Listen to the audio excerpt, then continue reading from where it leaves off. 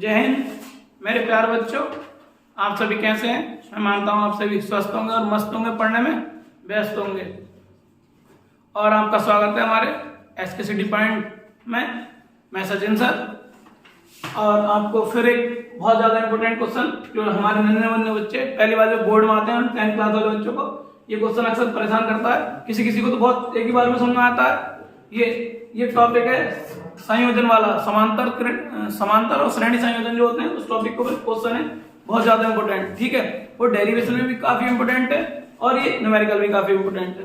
तो ये क्वेश्चन हमें नहीं मिलेगा तो कम से कम 7 मार्क्स का, कम से कम मतलब 7 मार्क्स सबसे ज्यादा होते हैं, कम से कम 4 मार्क्स में तो मिल ही जाएगा। 7 मार्क्स हाईएस्ट और 4 मार्क्स। तो हम इस क्वेश्चन को बहुत अच्छे से और बहुत ही मतलब धीरे धीरे और बहुत आराम से समझेंगे और बताएंगे कि इसमें हम कैसे फाइंड करना है। देखो R1, R2 और R3 के मान दे रखे हैं, मतलब सारे R1, R2, R3, R4, R5 मतलब R6 तक टोटल मान दे रखा है। फिर परिपथ को 12 वोल्ट, ये जो बैटरी है 12 वोल्ट से जोड़ा जाता है।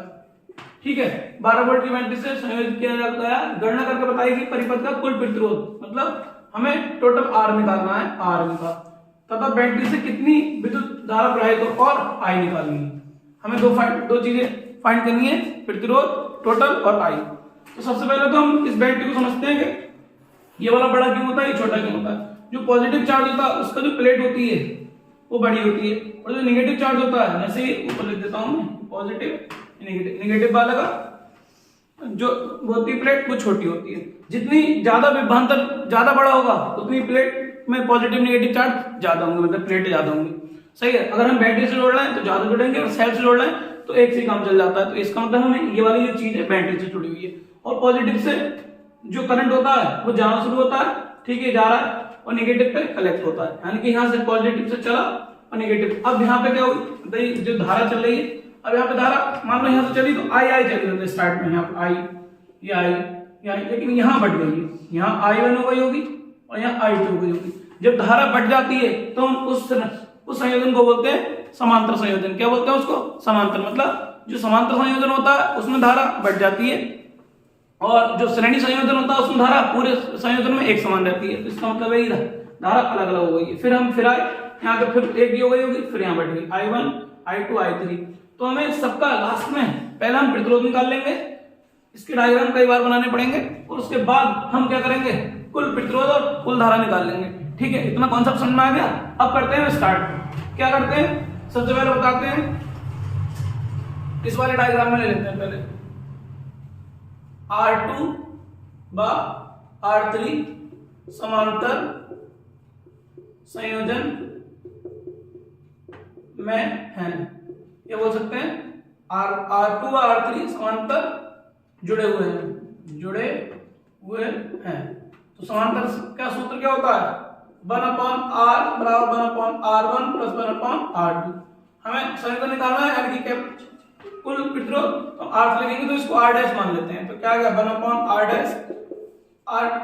लेकिन हमें क्या निकालना है, स्टार्टिंग R1 R2 से होती है, लेकिन हमने लिया क्या R2 व R3। तो इसको कर लेंगे 2 और इसको कर लेंगे 3। लेकिन जो मेन फॉर्मूला होता है वो 1/R1 और 1/R2 का 3 गुणा 3। लेकिन अब हमारा क्या R2 व R3 को ले रहे हैं, क्या लिखेंगे R2 और यहाँ लिखेंगे R3। R2 की वैल्यू कितनी दे रखी है, ये दे रखी है 20 और 1/20। तो आएगा 1/, ये एलसीएम ले लेंगे हम पूरा, 20 एलसीएम आएगा। ये जब सेम एलसीएम होता है तो ऊपर वाले नंबर के बाद जैसे जोड़ते हैं वैसे जोड़ देते हैं। तो 1/R डैश 2/20 ये काट दिया 1/10, यानी कि R डैश का मान हमारा आ गया 10 ओम। जब हम अभी दोबारा डायग्राम बनाएंगे, पहले इसको कर लिया, इसको भी इसी डायग्राम में कर लेंगे, तो इसका यहाँ पे जो आ गया 10 ओम आ गया। ठीक है, फिर लिखेंगे हम क्या क्या, R4, R5 व R6, ये भी किसमें है, समांतर संयोजन में या जुड़े हुए। ठीक, तो हम अब हमारा क्या 1/R डबल डैश बराबर आएगा 1/R4, 1/R5 और 1/R6। ठीक है, तो अब हमारा 1/R4 की वैल्यू कितनी है, सबकी टोटल 30, 1/30, 1/30। तो क्या आएगा इसका 30 एलसीएम आ गया। ये कितनी बार काटेगा, मतलब जब सेम होता है 1 + 1 + 1 कितना आएगा 3/30, ये कैंसिल हो गया, ये कितना आ गया 1/10। तो ये हो जाएगा हमारे पास R" का मान हो जाएगा, देखो R ये डायरेक्ट 10 ओम, ये भी 10 ओम आ गया, ये भी 10 ओम आ गया, ये ऑलरेडी 10 ओम है। तो हम डायग्राम बनाएंगे दोबारा, ठीक है, छोटा बना लेंगे थोड़ा।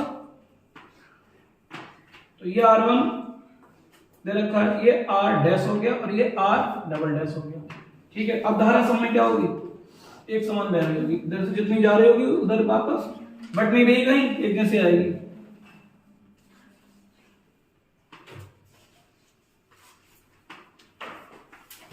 ठीक है, एमीटर धारा को पढ़ने वाला, ठीक है। तो यहाँ से धारा चल रही है, तो ये 12 वोल्ट का हो गया। बस हम इसको समझाने के लिए, अब प्रतिरोध ये R1 ये सब क्या है, कहीं धारा नहीं बढ़ रही है तो सब श्रेणी क्रम में लिख देंगे यहाँ पे R1, R' बा R" किसमें, श्रेणी क्रम में, श्रेणी क्रम में, श्रेणी संयोजन में लिख सकते हैं, ठीक है। कैसे यहाँ लिखा, अब इसका क्या होता है श्रेणी का, R बराबर हम तुल्य निकाल लेंगे, अब R बराबर R1 + R2 प्लस नहीं R2 नहीं है, अब R2 की जगह क्या ले लिया हमने R', और ये मतलब होता क्या है R1 R2 R3, लेकिन R1 की जगह तो हमारा R1 है, ठीक है, R2 की जगह R' है और R3 की जगह क्या है हमारा R'। अब लगा देंगे वैल्यू कितनी कितनी है, R1 की वैल्यू कितनी है हमारी, ये लिखिए 10, ठीक है। R' की वैल्यू कितनी है हमारी, ये लिखिए, और ये R" की तो कितनी आ गई इसकी, ये भी 10 आ गई और ये भी 10 आ गई। तो R बराबर हो गया हमारा 30 ओम, ये हमारा तुल्य प्रतिरोध है, कितना है तुल्य प्रतिरोध, ठीक है। तो यानी कि इसमें दो बार हमें डायग्राम बनाने पड़े, एक बार ये और ये बार सॉल्व करके फिर इनका ही टोटल निकाल लिया। टोटल निकालने के बाद अब हमें निकालनी धारा, क्या निकालनी है, तो बैटरी से कितनी वैल्यू धारा अप्लाई हो रही है, मतलब इस वाली बैटरी से कितनी धारा जा रही है जो यहाँ पे फिल हो रही है। तो हम निकालते हैं धारा बराबर, एक होता है I बराबर B/R, फॉर्मूला होता है ओम का नियम, B बराबर के IR होता है, तो उसमें हम I निकाल लेंगे। जैसे अगर ऐसे चाहते हैं तो B बराबर के IR, तो I बराबर कितना आएगा B/R, और B कितना लिखा है हमारे पास 12, R कितना है हमारे पास 30। तो जब हम इसे काटेंगे 2 से काट देते हैं 6 और ये 15, या 3 से काट देते हैं, चलिए दोबारा 3 दूनी 6 3 पंजे 15, तो ये हमारा आ गया I बराबर 2/5। जब 5 से 2 को डिवाइड करेंगे तो आएगा पॉइंट लगाए 0, कितना आ गया I बराबर 0.4 एम्पियर, ठीक है। तो यही हमें फाइंड करना था, और इतने हिस्से में, इतने कॉन्सेप्ट में हमारे 7 मार्क्स हमें मिल जाते हैं। ये 10th क्लास में यूपी बोर्ड में 7 मार्क्स में आता है, कभी कभार 4 मार्क्स में आ जाता है, वरना 7 मार्क्स का। एक बार मैं और समझा देता हूँ, ये डायग्राम दे रखा होगा यहाँ से, अगर नहीं भी दे रखा हो तो उन्होंने वैल्यू दे रखी होंगी, वैसे तो डायग्राम मिलता ही है, ठीक है। और उसके बाद और बैटरी का विभवांतर वो दे रखा है 12 वोल्ट, ठीक है। अब हमें क्या निकालना है, कुल प्रतिरोध निकालना है और कुल धारा निकालनी है। ये धारा यहाँ पे जो बैटरी जुड़ी होती है, जितनी ज्यादा प्लेट्स होंगी उतनी बैटरी की विभवांतर ज्यादा होगा, ठीक है। यहाँ से धारा चली, यहाँ चली, ये धारा का एमीटर होता है, धारा को पढ़ने वाला, ये कितनी धारा है, ये गई यहाँ से यहाँ बढ़ गई I1 I2 दो पार्ट में। फिर जब समांतर क्रम होता है तो धारा बढ़ जाती है, यानी कि धारा अलग अलग होती है। फिर उसके बाद चलिए, फिर यहाँ पे 3 पार्ट में बढ़ गया प्रतिरोध, तो यहाँ पे धारा 3 पार्ट में बढ़ जाएगी, लेकिन वापस जब यहाँ से आएगी तो जितनी यहाँ से गई होगी उतनी वापस आ जाएगी। तो हमें वही फाइंड करना है कि यहाँ से कितनी गई है बैटरी से, ठीक है, और प्रतिरोध कितना होगा टोटल। तो हमने क्या करा, पहले इन दोनों को निकाल लिया समांतर क्रम में रख कर, फिर इन दोनों को निकाल लिया, फिर इनका एक डायग्राम और बना लिया। इसको हमने R' से फाइंड मतलब शो किया, इसको R" से। R' भी कितना है हमारा 10 ओम और R" भी 10 ओम, ठीक है। फिर तीनों श्रेणी क्रम में होगा, श्रेणी क्रम में हमने जोड़ के निकाल लिया, ये आ गया हमारा तुल्य प्रतिरोध। इसको क्या लिख देंगे, तुल्य प्रतिरोध है ये हमारा, ठीक है। ऐसे रख देते हैं R से तुल्य प्रतिरोध। अब हमने निकाली धारा, धारा वाला B वाला के IR, तो I निकालना है, I बराबर आ गया हमारा ये हमारी कुल धारा है, ठीक है। तो आप कीजिए और बताइए कमेंट में आपको कैसा लगा, ठीक है। और अगर और कोशिश करते रहेंगे अभी बोर्ड से पहले, जब भी तुम्हारे साइंस के पेपर में कुछ और देने का 10th क्लास का जो भी हमें लगेगा सुटेबल, जितना भी अच्छा वो हम आपको करते रहेंगे सपोर्ट। आप भी हमारे साथ जुड़े रहिए और बताते रहिए कमेंट में कैसे लगे आपको हमारे कंटेंट। जय हिंद, थैंक यू।